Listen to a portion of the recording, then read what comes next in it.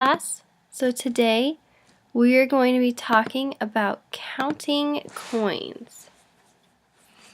Alright, so this is a quick look at the standard and the objective that we're going to be covering. So this is what we are learning about today. So by the time that we're done, you're going to be able to know how to solve problems that involve coins or involve counting change. Alright, here is a quick warm-up. So what I want you to do is go through numbers 1 through 4, and I want you to tell me what the coin is, the name of the coin, and how much it is worth. So go ahead and take a minute, pause the video, and do that really quick.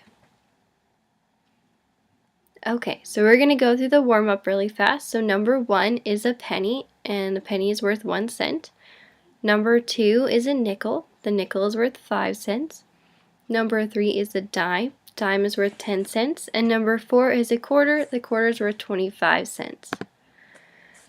Okay, now we're going to practice counting pennies and nickels. So we're going to start with the pennies, and remember that we count pennies by counting by ones. So we have 3 pennies, so we're going to go 1, 2, 3. So 3 pennies is worth 3 cents. Now we're going to practice counting nickels. Nickels are worth 5 cents. We're going to count them by fives. So for the 3 nickels we have 5, 10, 15. So 3 nickels is worth 15 cents. So we count pennies by ones, count nickels by fives. Next we're going to practice counting dimes and quarters. These ones are a little bit trickier because they're worth a little bit more. So dimes, when we count dimes, we count them by tens. So we have 4 dimes, so we're going to go 10, 20, 30, 40. So 4 dimes is worth 40 cents. And then when we get to quarters, we count quarters by 25s, which is a little bit tricky. So we have 25, 50, 75, 100, which we don't usually say 100 cents, we say $1. So 100 cents is equal to $1, and that's what you're going to be saying. So you'll be 25, 50, 75, $1. Okay, now we need to talk about the cent symbol.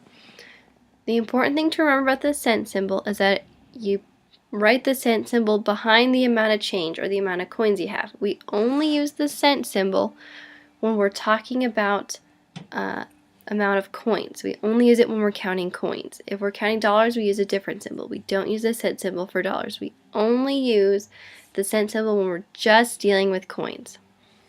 So here are some examples. We have 40 cents, 65 cents, 83 cents. Remember, the cent symbol goes behind the amount of change or the amount of coins. Okay, now we are going to practice counting change.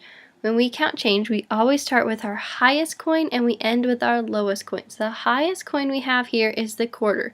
Quarters worth 25 cents, and we have 2 of them. So we're going to go 25, 50, then we're going to add a dime worth 10 cents. 25 plus 10 is 60 cents. Then we're going to add 2 nickels, each worth 5 cents. So 60 plus 5 is 65. 65 plus 5 is 70. Then the last coin we're going to add is 1 penny worth 1 cent. So 70 plus 1 equals 71 cents.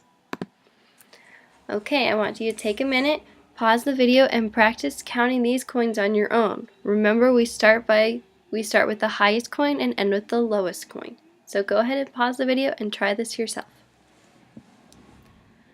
Okay, now we are going to go over this together. So we're going to start with the quarter, which is worth 25 cents, and we have 2 of them. So we have 25, 50, moving to our dimes worth 10 cents. We have 50 plus 10 is 60. 60 plus 10 is 70. Going to add our nickel worth 5 cents, so 70 plus 5 is 75. Then we're going to add the 3 pennies at 1 cent each. So 75 plus 1 is 76, plus 1 is 77, plus 1 is 78. So we have the amount of change we have here is worth 78 cents total. So this equals 78 cents. Okay, now this is an example of a word problem. Susan has 3 pennies and 2 nickels. How much money does she have? So this is just like counting change. We're going to start with the highest coin we have and end with the lowest coin. So we're going to start with our nickels at 5 cents each. So we have 5, 10, then we're going to add our pennies, 11, 12, 13. So this is 13 cents. When we are doing word problems, we are going to answer the question that we are being asked in the word problem with a sentence. So our answer is going to be in sentence format. So she has 13 cents. You could also say Susan has 13 cents, and Susan is who we're talking about. just remember that when we answer the question that we were being asked in the word problem, we answer it with a sentence. So our answer is going to be in sentence format. Susan has 13 cents.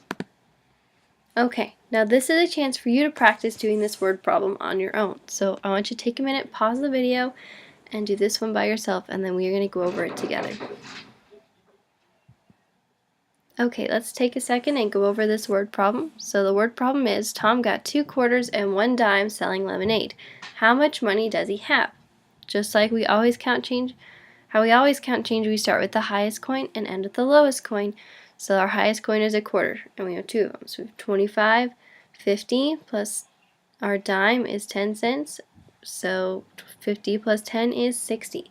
So 60 cents total. But remember, we're answering a word problem, and we always answer our word problems with a complete sentence.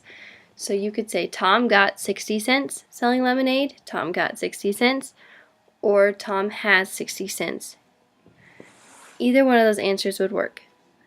Okay, so now you're going to be doing a worksheet where you're going to be practicing counting coins and answering word problems just like this one, or similar to this one, and the other one we were doing before. So good job listening, and go ahead and get started on your worksheet.